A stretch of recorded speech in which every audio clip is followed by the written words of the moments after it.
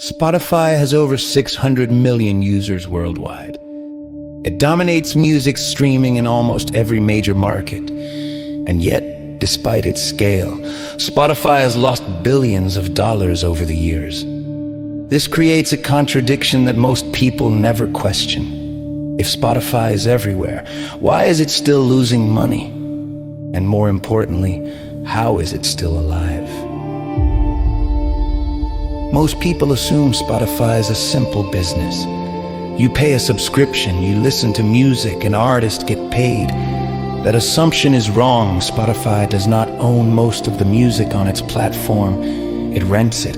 Every time a song is streamed, Spotify pays record labels and rights holders. This means the more people use Spotify, the more Spotify pays. In most businesses, higher usage leads to higher profit. In Spotify's case, higher usage increases costs. The majority of Spotify's revenue comes from subscriptions.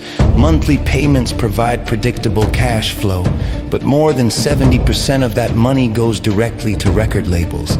What remains is a thin margin that barely covers operating expenses. Advertising makes up the rest of Spotify's revenue, mostly from free users. Ads don't generate nearly as much money as subscriptions, but they serve a different purpose. They generate data.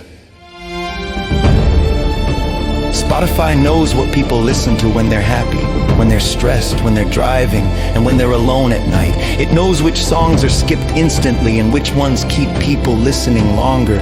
Over time, this creates one of the most detailed emotional behavior data sets in the world.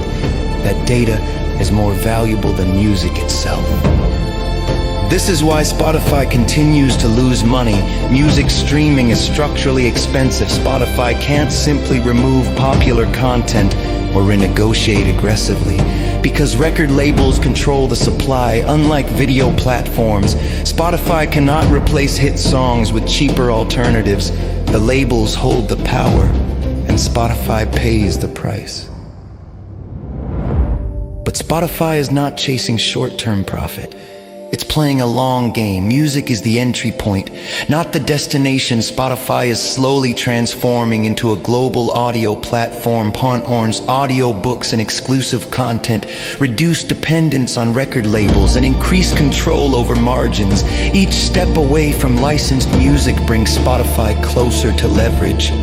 Investors understand this. They are not funding Spotify because it is profitable today. They are funding it because Spotify controls distribution. Artists need Spotify's reach, labels rely on its audience, and users are deeply locked into playlist habits and recommendations that would be painful to rebuild elsewhere.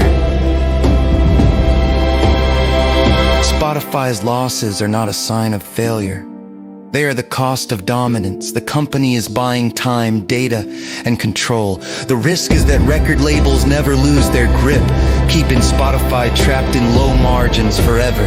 But if Spotify succeeds in becoming the central hub for all audio, these losses will eventually look small. Spotify proves a simple but uncomfortable truth. A company does not need to be profitable to be powerful. It just needs scale, data, and patience. That is how Spotify continues to make money, even while losing billions.